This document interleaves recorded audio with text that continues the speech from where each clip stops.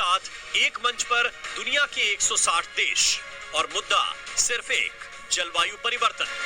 तो इंडिया का फिर जो अपना मोटो है हमेशा से, वो ये धरती हमारी फैमिली है, वो हमेशा रहा है मोटो। क्या बात है। जब हमारी खारजा पॉलिसी जो है वो ही वीक होगी तो बाकी कंट्रीज जो है वो हमें क्यों फोकियत देंगे इस तरह के बड़े फोरम्स पे। और हम मालूम है तेरे बाप को मत सिखा, चल। गजब बेइज्जती है कि अभी जो है सीओपी की जो 28 कंट्रीज दुबई के अंदर जा रही हैं, उसमें पीएम मोदी जो हैं वो गए हैं हमारा पड़ोसी मुल्क हिंदुस्तान। पीएम मोदी जब गए तो उनका बहुत ग्रूम वेलकम किया गया, इवन के उनके प्रेसिडेंट जो है दुबई के वो खुद गए उन्हें रिसीव करने। मोदी को इस तरह प्रिटेंड करते हैं, इतनी ज्यादा इंपॉर्टेंस देते हैं, वैल्यू देते हैं, जिस तरह से उनका सगा भाई या भाई हो या भाई जैसा हो। क्यों? क्या बोला तूने? हो या भाई जैसा हो, क्यों? देखें, इसके लिए तो आप क्वेश्चन में ही आपका आंसर है कि वो जो हमारा पड़ोसी मुल्क है उसकी जो इकानमी है वो हमसे देखें कितनी, वो वर्ल्ड की जो है 5th लार्जेस्ट ग्रोइंग इकानमी है। और अगर आप बात करें आईएमएफ वगैरह की, तो पाकिस्तान आईएमएफ के कितने अब तक जो ले चुका है, फंड कितने ले चुका है, और हिंदुस्तान ने 2000 के बाद आईएमएफ से एक मरतबा भी रुजू नहीं किया कि हमें पैसों की जरूरत है। जो सेल्फ रिस्पेक्ट है ना, वो मोदी में है, जो कि हमारे लीडर्स में बिल्कुल भी नहीं है। वो जाते हैं तो जाके कहते हैं कि हम मांगने नहीं आए हुए। क्या बढ़िया था गुरु। यहाँ पे मैं मांगने नहीं आया हुआ।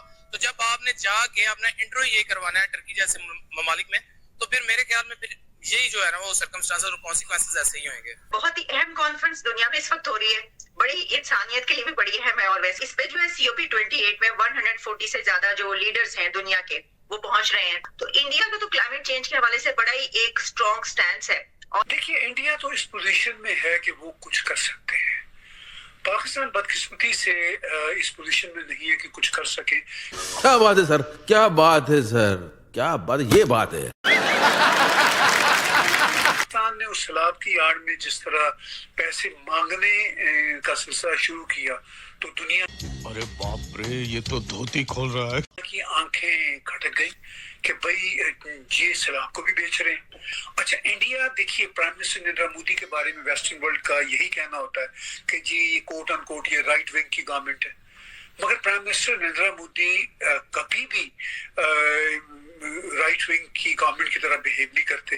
चाहे वर्ल्ड में पीस कीपिंग की बात हो तो भी वो बैलेंस होते हैं, चाहे ये इसके इकोलॉजी के मसले हो तो भी वो बैलेंस होते हैं, बल्कि वो जरूरत से ज्यादा बढ़ चढ़ के हिस्सा ले रहे होते हैं जी कि भाई ये इस धरती को हमने ठीक रखना है। मेरा अपना जो पर्सनल ओपिनियन है उसमें 2 रीजंस मुझे समझ आती हैं।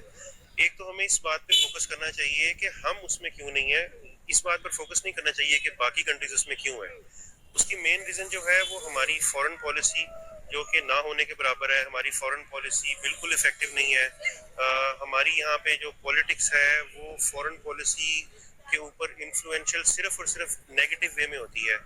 हर पार्टी को, हर लीडरशिप को सिर्फ और सिर्फ अपनी रजीम की, अपने मफादात की, अपने केसेस की पड़ी हुई है। फॉरेन पॉलिसी या कंटिन्यूटी इन फॉरेन पॉलिसी उस पर कोई फोकस नहीं है।